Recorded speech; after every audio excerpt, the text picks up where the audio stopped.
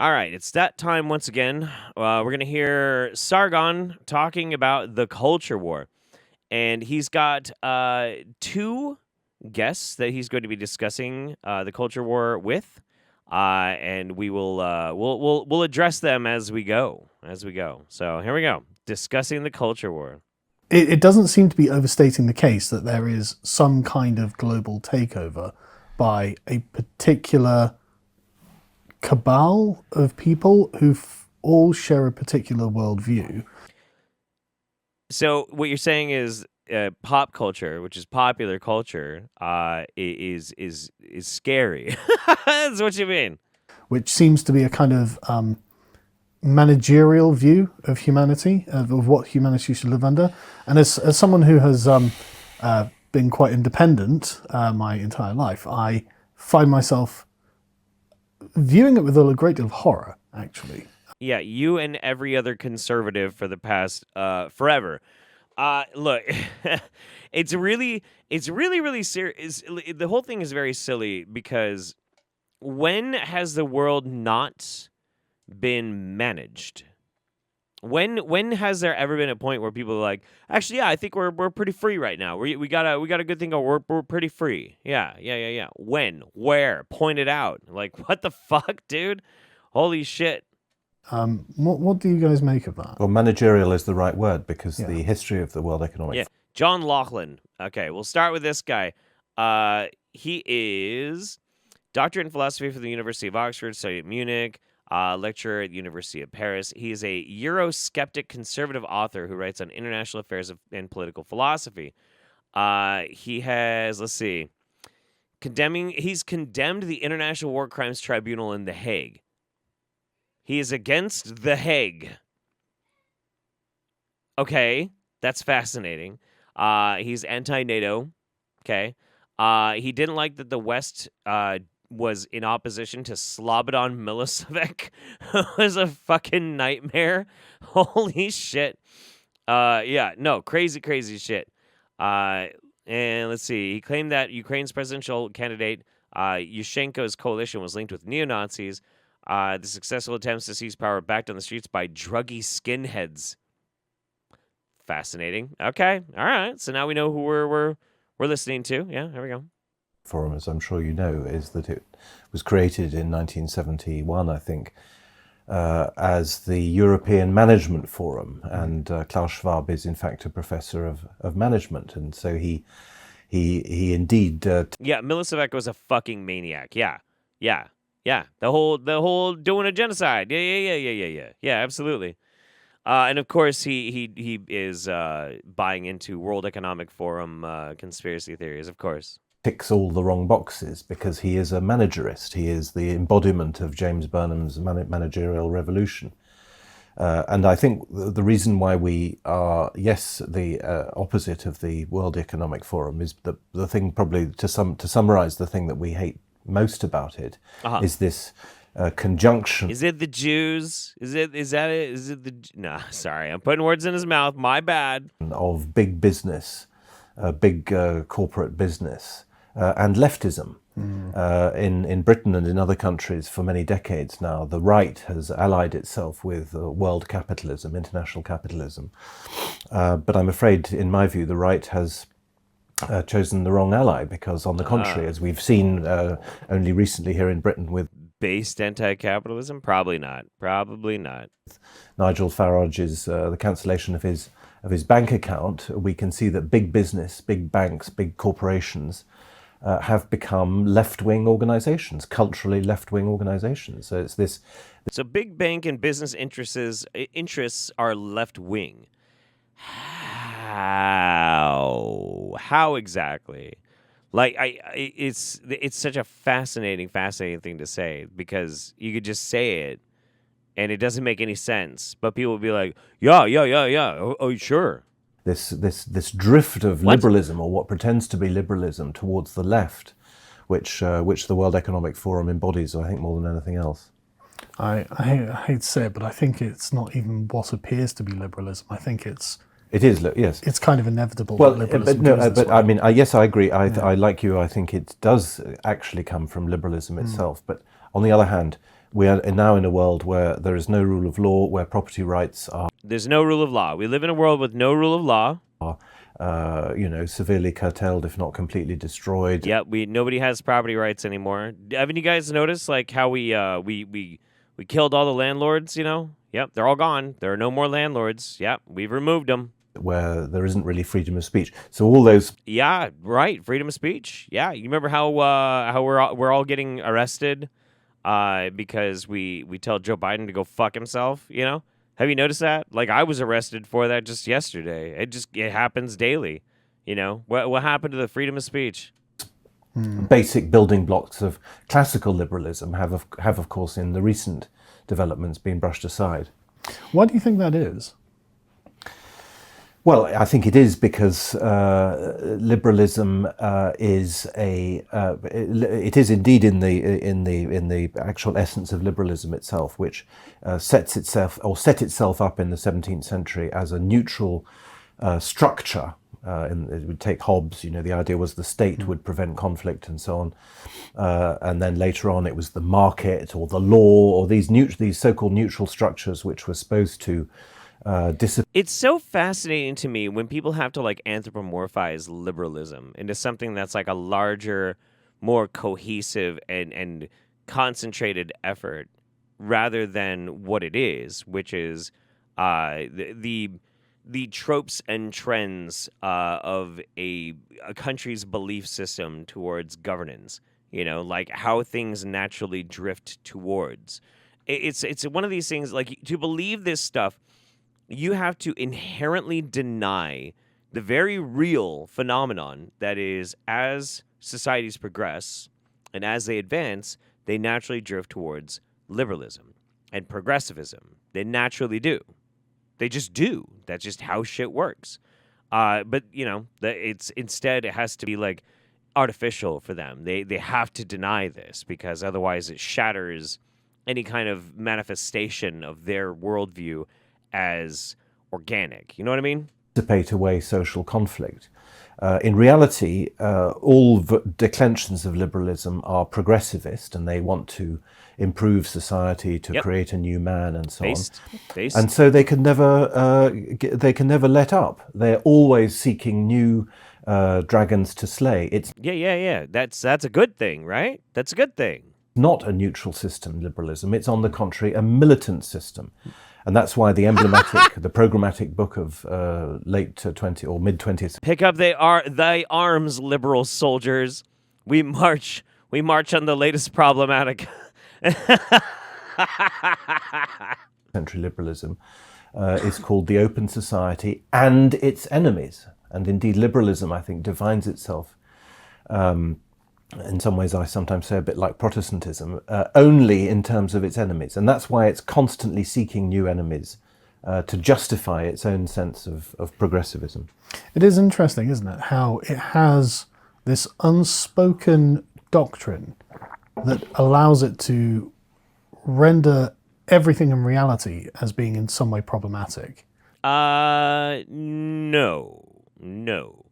And look, as somebody who has very much been a loud opponent to certain overt and ridiculous left-wing pushes,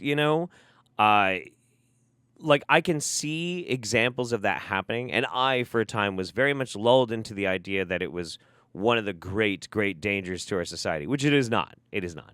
There are much better ways to deal with screaming people who are, saying every boy child born is born with rape in his heart or some shit like that, which is something that people have said in the past. You don't fight that in a culture war. You tell that person to shut the fuck up. That's how you handle it, But like this is so fucking stupid. And progress is to break down all of these things. What do you think? That's another. Sorry, I know I'm pausing a lot on this one, but this is something that I've noticed actually quite a few people try and push, is this idea that liberalism and progressivism inherently has to be destructive because you're breaking down the norms, you're destroying the cultures that were there. What if those cultures suck? Like, We used to do genocides all the time. Like, that was just a thing that you did. I don't like that country over there. I will muster my army and I will pave over them. That's a bad thing. It's good sometimes when we get rid of things in our past that we just did that aren't good to do. Like, oh, you want to improve things? You want to improve things? How dare you? That bad thing is part of my identity. Well, fuck off. State of progress looks like. What's the destination? There isn't an end state. That's the whole point. It is a constant revolution. It's a permanent revolution. Because unless there are more and more enemies to find, then liberalism loses its purpose. Or we still have a lot of work to do? That's why it keeps creating new enemies. That's why. So to take an example of wokeism, gay marriage came out of nowhere. Right. Like, remember when gay marriage just materialized out of nothingness? Like, just all of a sudden, like, gay marriage. We should do it, right? About 10 years, just slightly less than 10 years ago. Right. Nobody prior to Jesus Christ. Nobody prior to 2003 was ever talking about gay marriage. You know, people didn't even think gay people they couldn't even conceive it. You know, like the stories about when the white man came to the shores and the Indians couldn't even see the boats because it just also that's bullshit. By the way, that whole story, it's like that. Like, nobody could even conceive that a gay person might want to get married. Nah. Nobody expected the gay marriage thing suddenly to come onto the agenda, still less for it to be a totem for progressivism, because those countries that don't accept it are pilloried. Yeah, because fuck those people. Like, what the fuck are you talking about? Okay, so using gay marriage as an example is so fascinating and so telling on this one, because that quite literally is just making sure, expanding our rights so that everyone has the same rights. Like, you cannot make an intellectual argument based upon the tenets of freedom against gay marriage. You can't. It's incoherent and inconceivable. All you can do is what this old dickhead's doing, which is it was a manufactured enemy, you know, to maintain the staunch march of militant managerial liberalism. Like, fuck off, man. And then hardly was that over, but now we have transgender, which is seems to be another madness. So I don't know what the next thing will be. Maybe the sexualization of children. Of course, yeah. I could have seen that one coming a mile away. Gay marriage, transgenderism, whoop, diddlin'. I bet this guy has never once spoken out about the rampant sex abuse in the Catholic Church. I would almost guarantee he's never written about it and he's never spoken about it. Or worse, maybe defended it, you know? But, you know, that's just how, yeah. And the normalization of paedophilia. But what I am certain of is that it's a constant process because of this desire for progressivism. It's essentially a progressive obsession. And it's the opposite of the conservative mindset, which is to regard reality as a source of wonderment, a source of... That's what conservative is to have wonderment about reality. Is that really what it is? Or is it all about consolidating power, promoting cruelty, and spreading authoritarianism, which is exactly what it fucking is, dude. Inspiration, and of something which may lead to improvement, but also we all know that, you know, man is fallen in nature and that fundamentally human nature will always remain the same. How can you, like, I almost imagine him to be like, and that's why conservatism is really this, and he just throws glitter, you know? Like, that would have the same depth and truth and validity as what he just said. What in the fuck? What?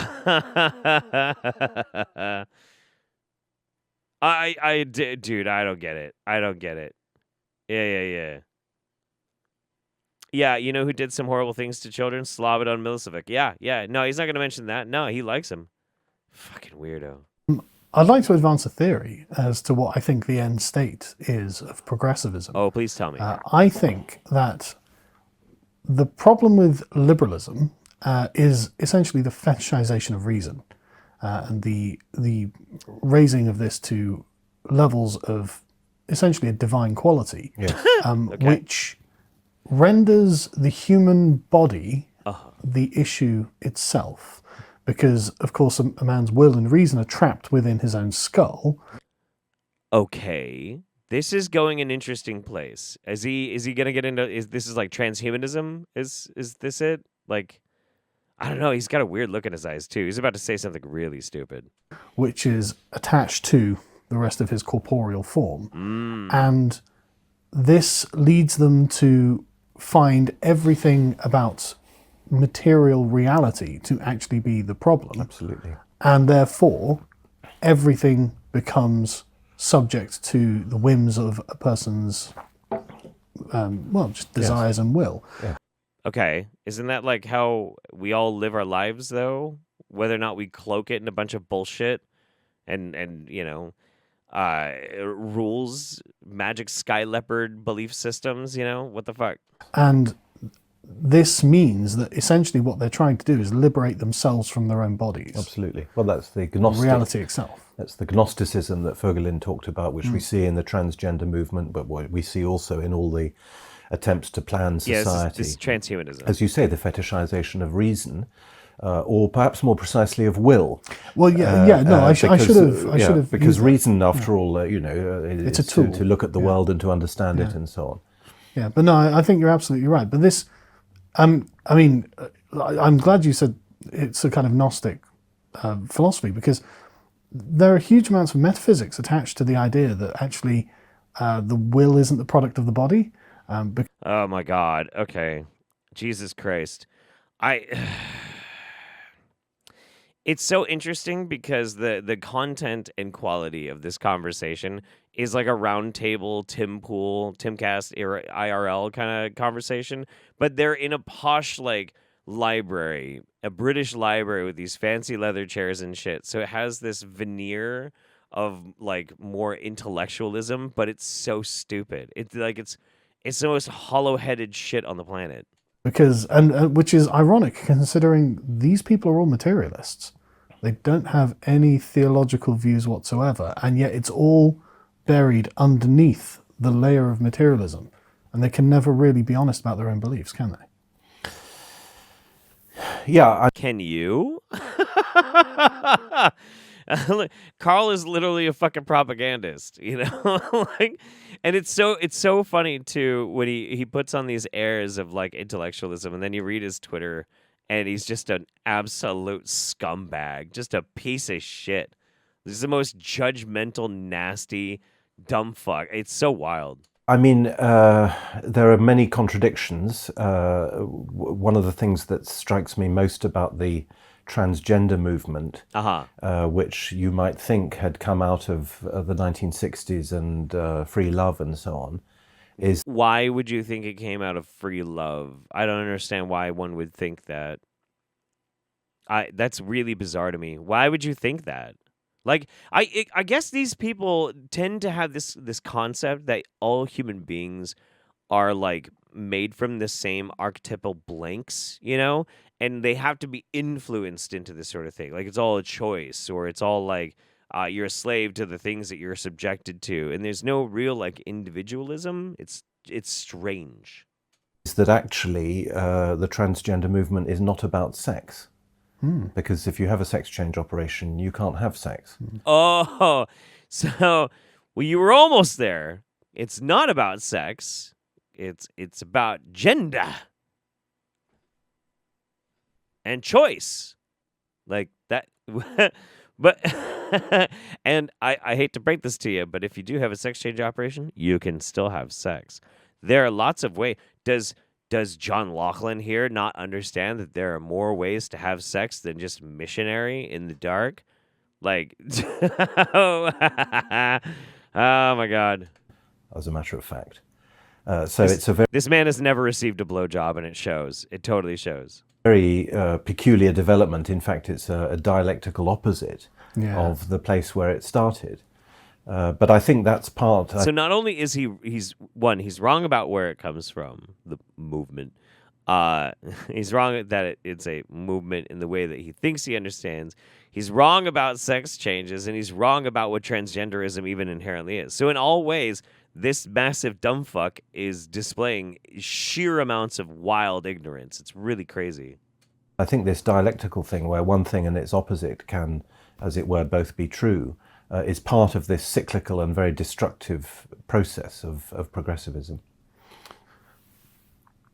The issue I think that modern conservatives have is that A, I don't think they have this kind of level of understanding of what's happening, but B, they're also kind of married to liberalism because in prior eras it seemed like a good idea and it didn't have this Gnostic seed of destruction as far as they could tell. And so Gnostic seed of destruction. Liberalism has a Gnostic seed of destruction. Shut the fuck up, you fucking nerd. it seemed perfectly reasonable to say, well, we want constitutional rights, we'd like free speech, we'd like all of these things. And now they're committed to a path that seems to lead to inevitable destruction of everything, not just our own societies, but in... Why? Asking for people to have the exact same rights is no different than when we were asking people to have the exact same rights back then. There's no fucking difference, dude. The sanctity of the human body. What foundations should conservatives be taking instead of the liberal foundations that they're on at the moment? Where should they begin from, really, do you think? Well, I think you said it quite well, that the... All right, so this is Thierry Bidet. Yeah, Thierry Bidet. Thierry Bidet. Thierry Bidet.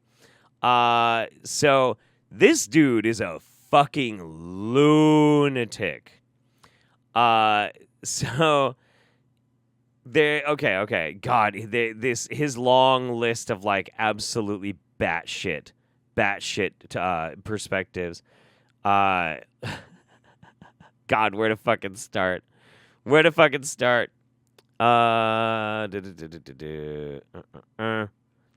Very critical of Islam, of course.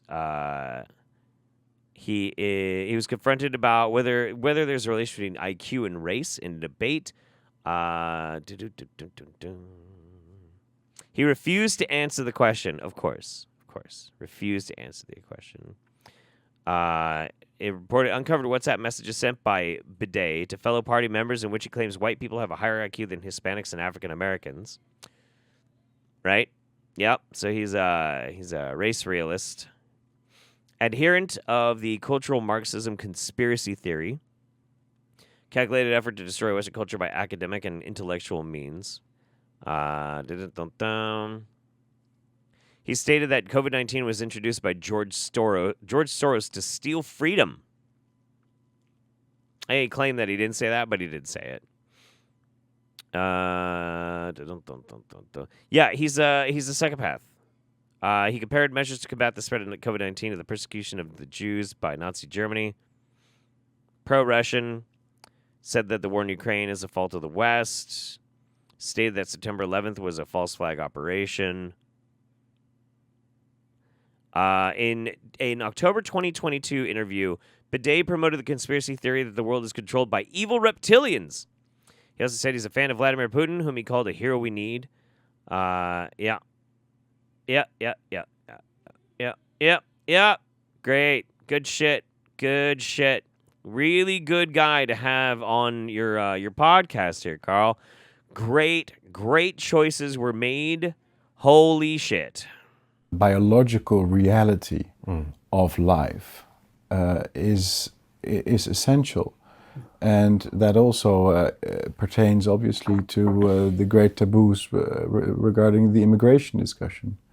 We are not allowed to talk about ethnicity. We're not allowed to talk about biology. This is the central taboo. And conservatives have accepted not merely the mindset of the liberal, the vocabulary, but also the taboos of the liberals. And it's my view that taboos are protectors, guarantors of an order, political order. And so as long as conservatives continue to be scared of these taboos and You see, I really want to use the N-word and tell everyone about my racial superiority, but then I will get in trouble. Oopie doopie, whoopsie poopsie. Yeah, like, you were saying, like, somebody was saying, They were talking about this guy, I think, about how like even most conservatives think he's a fucking psychopath. Yeah, that was you or Dania. Bidet is considered a fucking idiot here by most people, even most right wingers. He had started a fairly unremarkable center right party, and he went full anti-vax COVID denier in 2020. So he's like the Netherlands version of Sargon. I know my accent sounds like Nandor. I've been watching a lot of What We Do in the Shadows lately, so that's probably why, you know. And of being named all the swear words that surround the taboos, you know, racist, fascist, anti-Semite, homo-hater, COVID denier. Are you listing your resume, Bubba? Climate denier, all these things, as long as they go to great lengths to avoid being labeled such, they will never come back to their actual beliefs and feel confident about them. And in fact, that seems to be exactly the purpose of all of these smears.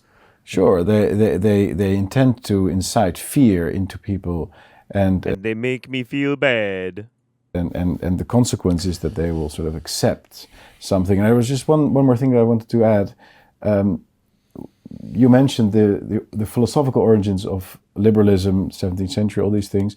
I understand that, and I agree partly, but I also think that the liberal movement used classical freedom rights, like freedom of speech, to destroy an order. It was a this comes from the French Revolution, where they essentially wanted to do away with, let's say, the church as an institution, and also aristocracy and a few other institutions, national states, national identity. Yeah, they all sucked and they were bad. They were oppressive authoritarian ideals that we should have rejected long ago. And if we had, we'd probably all be flying around on jetpacks right now and living to 200 years old. But, you know, whatever. He's Nandor the Gobshite, yeah. Entities came later. And so they start using these rights as offensive weapons. And conservatives, being perhaps naive, they're like, okay, yeah, that's very good to have free debate, to have diversity. They are not interested in free debate. They are not interested in diversity. They are interested in using the pretext of diversity to destroy something. For example, to destroy sexual relations between man and woman and families and so on. That's why they... How are heterosexual relationships being destroyed? Like, I don't even understand how these people make these claims just willy-nilly. Like, soon it'll be illegal to have heterosexual sex. What? How? When? When is that going to happen? Like, am I going to have to fill out a card every week with how much gay sex I've had? I mean, like, it's so... Like, you can just say this stuff, but if you think about it for, like, half a second, you realize how ridiculous it sounds. Like, it's insanity. I don't even know how to strongman that argument. It's so impossibly stupid. They promote this transgenderism, not because they're genuinely open-minded, but because they genuinely want diversity. They are insincere. To watch the full video. Jesus Christ. What absolute trash.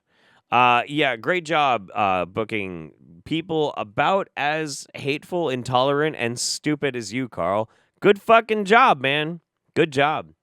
I do still think it's really funny that he refuses to respond to any of my videos critical of him anymore because I laughed in his face and I told him thanks to the views. And I put 1 million ads on the video. He won't do it anymore. Yeah. He's a big old fucking coward. Wah, wah.